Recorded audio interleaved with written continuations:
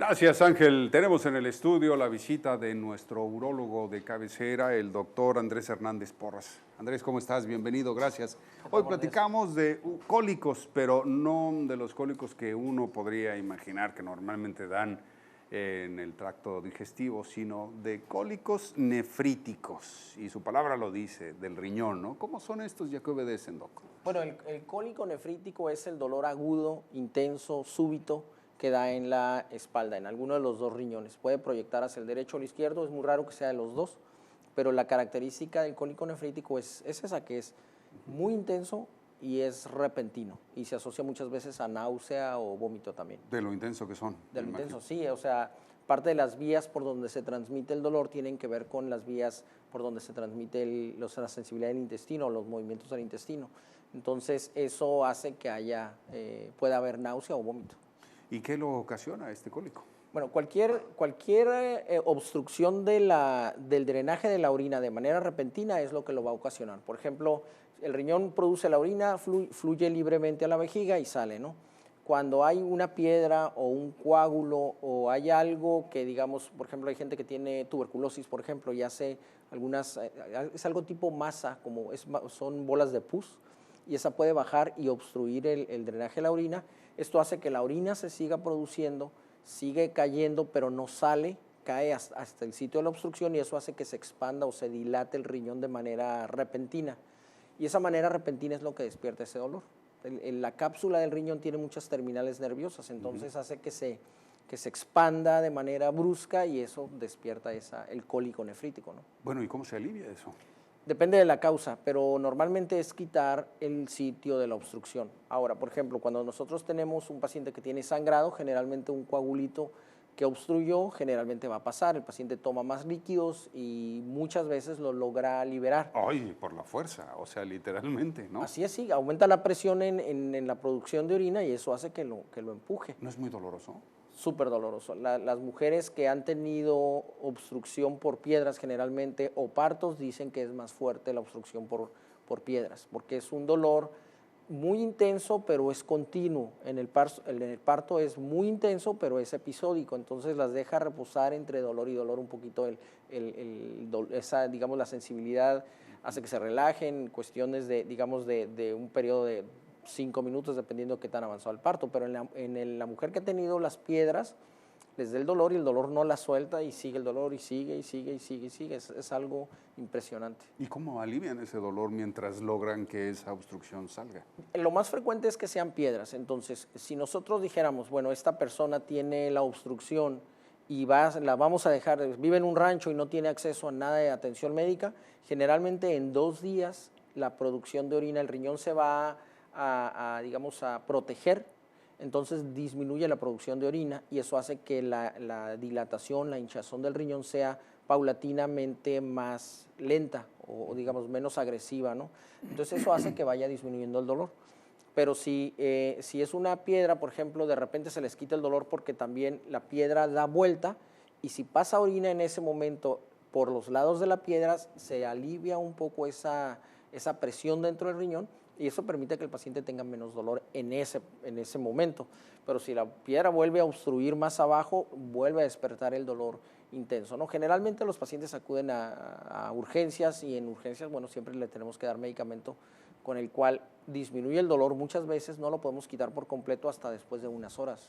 Y esa obstrucción, ese cálculo, esa piedra, cuando llega a la vejiga, ¿qué pasa en la vejiga? ¿No vuelve a tapar ahora el conducto de la uretra? Depende del tamaño de la piedra en este caso, porque generalmente la vía urinaria del riñón a la vejiga es muy delgada. Entonces eso se puede distender y sabemos que cuando una piedra es hasta 5 milímetros tiene muchas posibilidades de salir.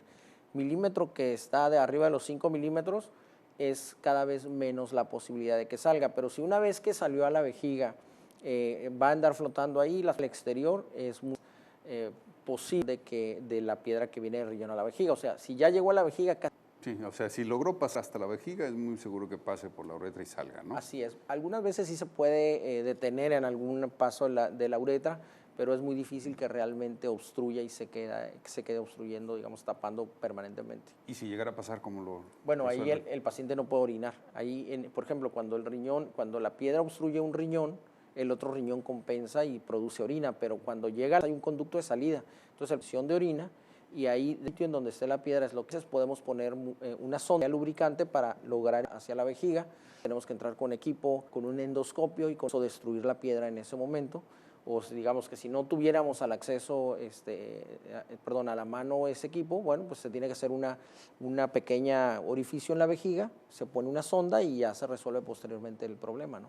Y queda totalmente resuelto, es decir, el paciente se recupera en su totalidad con sus funciones completas. Sí, así es, o sea, quitas la obstrucción y ya se quita el problema.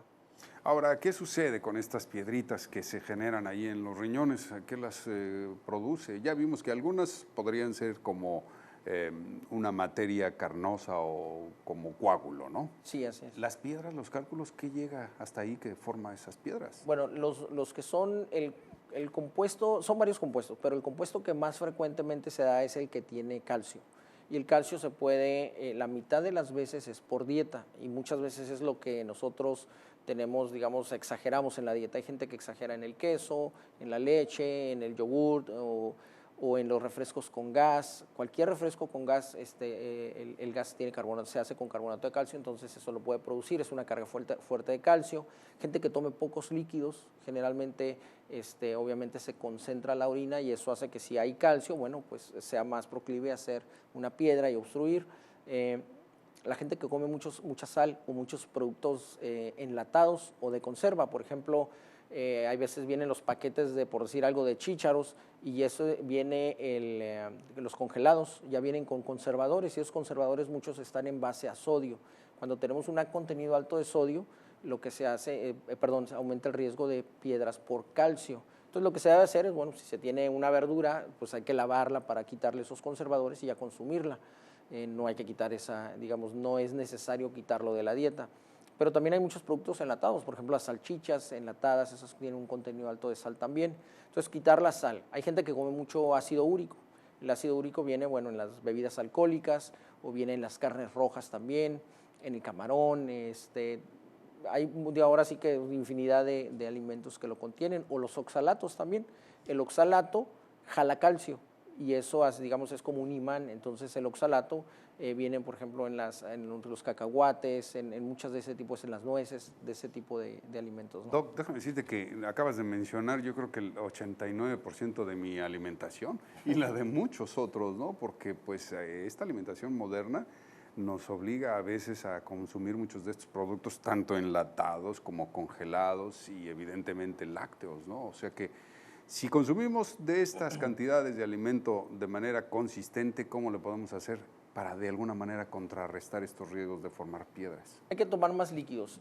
Cuando nosotros vemos a un paciente que es formador de cálculo, se le aumenta la dieta de líquidos y litros por lo menos. Dentro de los líquidos cuentan también, o sea, todo, incluso la fruta que contiene mucho líquido, todo eso entra, digamos, para la cuenta de los 3,5 litros. Pero es muy importante tomar una cantidad alta de citrato. El citrato es como un teflón, y el teflón, aunque haya mucho calcio, hace que las partículas no se junten, y eso viene en los cítricos. Por ejemplo, la naranja, el jugo de naranja, el agua de naranja, el agua de limón, la toronja también. O sea, todos los cítricos tienen un contenido alto de citrato. Obviamente se lo pueden comprar en la farmacia, pero es mejor natural, ¿no? Ah, fantástico, pues entonces ahí está, jugo y aguas de frutas cítricas, ¿no? Sería la recomendación. Así es. Doc, muchísimas gracias. ¿Nos das tus números de contacto si eres tan gentil? Claro que sí, es el 634-1138 aquí en Tijuana. Con nosotros el urólogo de como cada mañana, Andrés Hernández Porras. Te esperamos la próxima semana. Muchísimas gracias. Claro que sí, muchas gracias.